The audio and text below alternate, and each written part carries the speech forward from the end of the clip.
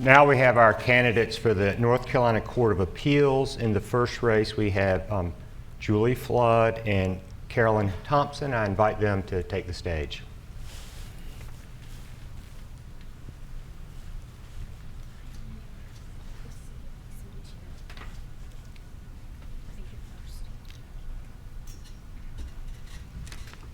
Nice to see you. Nice to see you. In this race, Julee Flood appears first on the ballot, so she will speak first. Thank you for having me. I so enjoyed getting to know many of you last night at the judicial dinner. I've had a great experience so far with our conversations. I appreciate the warmth and the reception and some of the thoughtful questions I'm getting. My name is Julee Flood, and I am running for an open seat on the Court of Appeals, seat 8. I've been very encouraged reading the issue of the resource that your organization put out before this event. And what encourages me, and I'm also encouraged by what I've heard so far by the Supreme Court candidates, is that I think all of us within this race, my colleagues, the common theme is that we want politics out of the judiciary. We want to follow the law as written. So what I'd like to speak to you about just a little bit is the uniqueness that I bring to the Court of Appeals. I currently work for the Court of Appeals as a judicial attorney law clerk. I have worked for the court for 9 different judges or justices for appellate courts. I have worked for 4 Democrats and 5 Republicans. I believe that I have been invited to work for these judges and justices because of my viewpoint that politics should not and politics do not matter in terms of the cases that are written. I follow the law, I interpret the Constitution, I follow the Constitution, I follow the statutes, and I follow the case law as written by the Supreme Court. My experience also includes I'm a business owner dealing with all types of law. I have about 60 employees in multiple states, so I have a great understanding and unique understanding of business law, which I think is unique to what I would bring to the court. I also have experience as a law professor in several institutions. So in each of these circumstances, I've had to deal with all different types of law. Thank you so much for having me today. Good morning. My name is Carolyn Thompson, and I am running for seat 8, which is the open seat as explained. I am coming to the ballot with 25 years of prior legal and judicial experience, which includes being a former district court judge for over 10 years. And any one of you who understands district court, it covers the kitchen sink of all areas, including criminal, domestic, juvenile, even mental health court. After that, the governor in 2018 appointed me to complete Judge Hobgood's retirement. He was required to retire, and in 2018, the governor appointed me to complete his term. I am a civil litigator in Oxford, North Carolina. But even before becoming a judge in 2009, I served as a defense attorney in the 9th Judicial District, representing juveniles and adult defendants. And it was back in the day when you actually had to submit those court-appointed fee sheets instead of what's going on now with the contractual arrangement.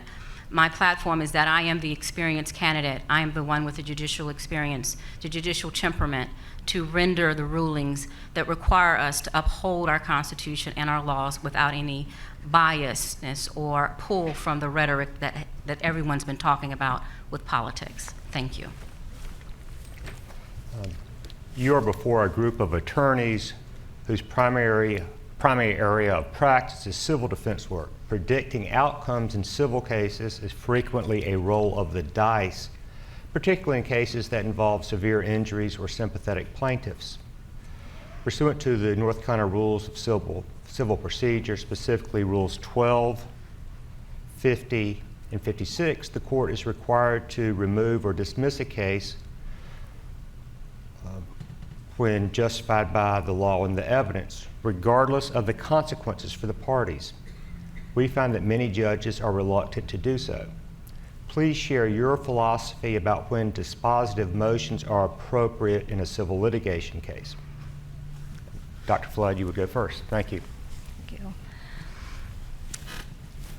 When dealing with dispositive motions, the very first role of a judicial review is to consider whether either party at any time, under the facts that have been alleged, if there's any type of legal invalidity. And so we carefully scrutinize even cases that have been through staff attorneys, cases that have maybe received a review from another chambers. We carefully scrutinize whether under the facts alleged that there's any type of legal invalidity. So we are looking at venue, personal jurisdiction, subject matter jurisdiction. We also look at very carefully to see whether there's some sort of interlocutory nature that has not been caught before.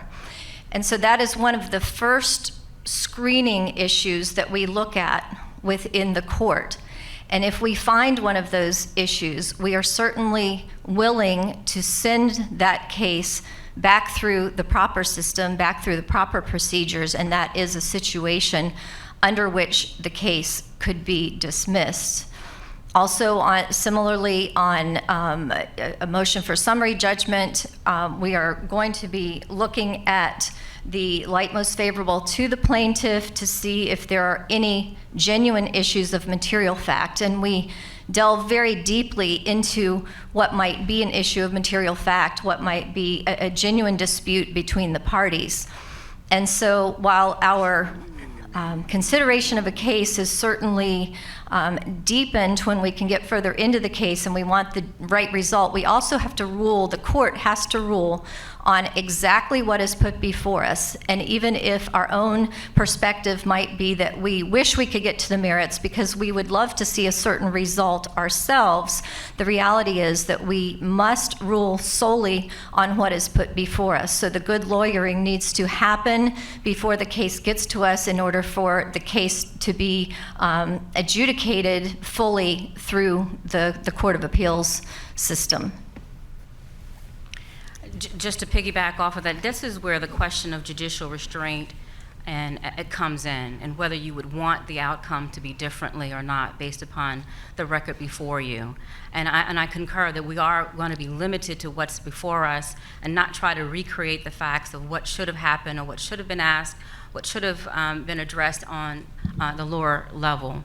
It is important that when reviewing the entire record that we abide by a clear analysis of what's before us and not try to restructure or reframe because we feel it should have gone this way or should have gone in another direction. We must abide by the rules that are in front of us, abide by the issues that have come before us, and not allow our independent thought to take over.